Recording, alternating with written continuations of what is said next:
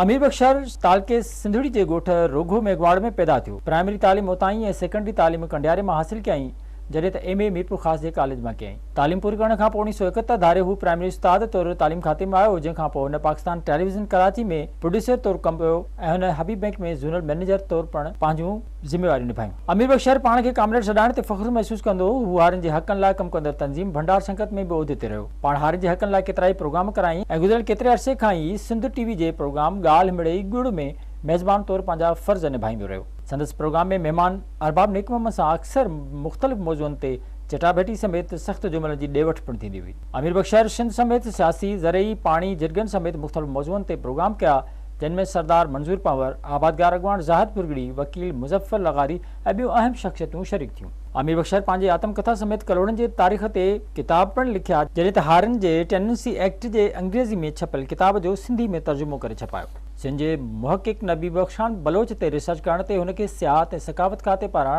नबी बख्श Baloch award सां पिणु नवाज़ियो वियो। उनखां सवाइ हुन तारीख़, सियासत, इल्म ऐं अदब जे केतिरनि ई मौज़ुअनि ते सिंध जे मड़नी अख़बारुनि ऐं रिसालनि में कालम पिणु लिखिया, जिन खे तमामु घणी मोट पिणु ॾिनी वई। अमीर बख्शर बाबति संदसि दोस्तनि ऐं साथियुनि जो चवणु आहे त हू तमामु सुठो लेखक, अदीब, ॾाहो ऐं आला इंसान हो। छोड़े ते आऊं शाह साहब जो ही बैत चवंदुसि त अॼु न होता कन में तालिब तवारनि, आदेसी उथी विया मड़ियूं मुंहुं मारिन, जे जीअ खे जियारनि से लाहूती लॾे विया।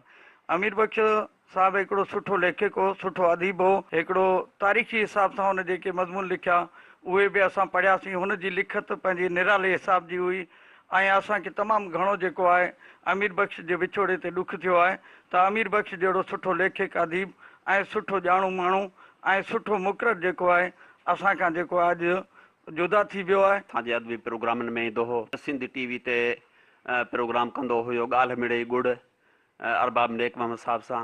हुन जूं ॻाल्हियूं इंतिहाई ॿुधण जहिड़ियूं मानाखेज़ हूंदियूं हुयूं। असांजो प्यारो दोस्त हुयो। हुनजे वफ़ात थियण ते असांखे तमामु गहरो ॾुख पहुतो आहे। तमामु बहितरीनु इंसानु हुयो। हिन पंहिंजी ज़िंदगी में पंहिंजे मक़सद लाइ ॾाढी जदोजहद कई आहे ऐं कामयाबी माणी अथसि ऐं पंहिंजे वॾो हल्को अहबाब छॾियो अथसि, मिट माइट सभु छॾिया अथसि। खेसि ख़ुदा ताला जन्नत में जॻह नसीब करे।